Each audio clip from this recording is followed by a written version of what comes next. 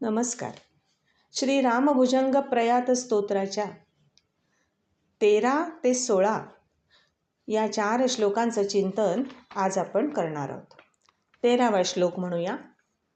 नमो भक्तियुक्तानुरक्ताय तुभ्यं नमः पुण्यपुंजैकलभ्याय तुभ्यं नमो वेदवेद्याय चाद्याय पुंसे नमः सुंदरायेंदिरा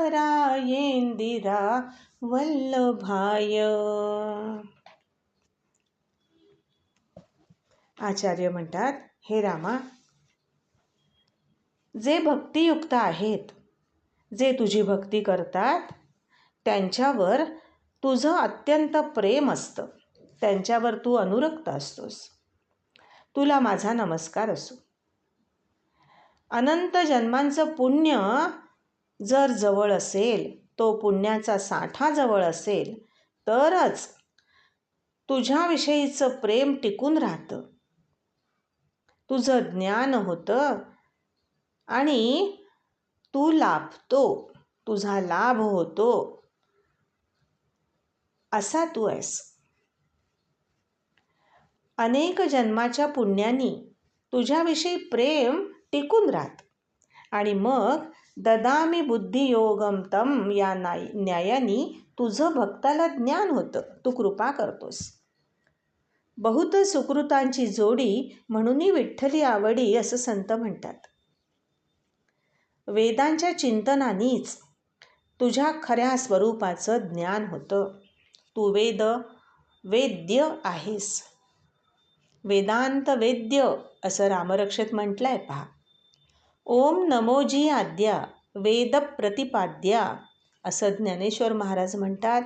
त्याप्रमाणे तू आहेस, तू आदी पुरुष आहेस, आद्य पुरुष आहेस, तू उत्तम पुरुष आहेस, तू अत्यंत सुंदर आहेस. राजस सुकुमार मदनाचा पुतळा, रवी शशिकळा लोपलिया असा तू अत्यंत सुंदर आहे. हे लक्ष्मीपते श्रीरामा, इंदिरेचा पती, लक्ष्मीचा पती असणाऱ्या श्रीरामा, तुला माझा नमस्कार असो. असा या श्लोकाचा थोडक्यात अर्थ आहे.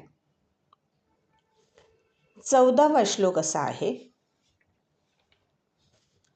नमो विश्वकर्त्रे नमो विश्वहर्त्रे नमो विश्वभोक्त्रे नमो विश्वमात्रे नमो विश्वनेत्रे नमो विश्वजेत्रे नमो विश्वपित्रे नमो विश्वमात्रे. पुन्हा पुन्हा रामचंद्रांना वंदन केलेलं आहे, नमस्कार केलेला आहे. अनेक प्रकारांनी रामाची स्तुती आचार्य करतात आणि त्याला वंदन करतात. हे रामचंद्रा, तू विश्वाचा कर्ता, विश्वाचा निर्माता आहेस. तू विश्वाचा हर्ता, विश्वाचा संहार करता आहेस. तू विश्वाची निर्मिती करतोस आणि विश्वाचा नाशही तूच करतोस. तू विश्वाचा भोक्ता आहेस. तुला जेव्हा इंद्रिय आणि मनाची उपाधी लाभून तू जीव होतोस, तेव्हा त्या जीवरूपाने तू जणू या जगाचा भोक्ता बनतोस. हे सगळं विश्व म्हणजे तूच आहेस आणि म्हणून तू विश्वरूप आहेस. तू या विश्वाचा डोळा आहेस, तू डोळ्यांचा डोळा आहेस, दृष्टीचा डोळा तूच आहेस. तू विश्वविजेता आहेस. सगळं विश्व हे तुझ्या धाकानी चालतं. सगळ्या विश्वाला तू जिंकून घेतलायस. भयादस्याग्निस्तपती भयात तपती सूर्यः भयादिंद्रश्च वायुश्च मृत्युर्धावती पंचमः असं उपनिषदात म्हटलंय. तुझ्या भीतीने अग्नी जाळतो, सूर्य उष्ण राहतो आणि प्रकाशतो. इंद्र, वायू, यमदेव आपापली कामं करतात. तू विश्वाचा पिता आहेस. तू विश्वाची माता आहेस. हे विश्व मायेचा स्वीकार करून तू जन्माला घालतोस. अशा तुला माझा नमस्कार असो, असं आचार्यांनी या श्लोकामध्ये म्हटलेलं आहे. 15वा श्लोक असा आहे. नमस्ते नमस्ते समस्त प्रपंच प्रभोग प्रयोग प्रमाण प्रवीण मदीयं मनस्त्वत् पदद्वन्द्वसेवां विधातुं प्रवृत्तं सुचैतन्यसिद्ध्यै. आचार्य म्हणतात, नमस्ते नमस्ते हे रामा, तुला माझा वारंवार नमस्कार असो. तू कसा आहेस? तू विश्वरूप आहेस. समस्त प्रपंच प्रभोग प्रयोग प्रमाण प्रवीण असा सुंदर अनुप्रास या ठिकाणी साधलाय. आचार्य म्हणतात, हे विश्वरूप श्रीरामा, तुला वारंवार नमस्कार असो. या विश्वाचा भोग घेऊन निराळा राहण्यामध्ये, अभोगता राहण्यामध्ये तू प्रवीण आहेस.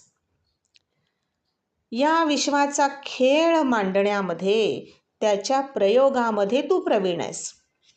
या विश्वाला नियमाने बांधून ठेवण्यामध्ये, प्रमाणामध्ये तू प्रवीण आहेस. माझं मन हे रामा तुझ्या चरणांची सेवा करण्याकडे प्रवृत्त झालाय. विधातून प्रवृत्तम, माझं मन तुझ्या चरणकमलांची, पायाची सेवा करण्याकडे वळलंय, प्रवृत्त झालंय. आणि कशासाठी? तर ज्ञानप्राप्तीसाठी. त्या ज्ञानप्राप्तीसाठी, तुझ्या ज्ञानस्वरूपाची मला प्राप्ती व्हावी, चैतन्य सिद्धी मिळावी, मुक्ती मिळावी, यासाठी माझं मन तुझ्या चरणसेवेकडे प्रवृत्त झालेलं आहे रामा, असं आचार्य या श्लोकामध्ये रामचंद्रांना सांगतात आहे. 16वा श्लोक असा आहे.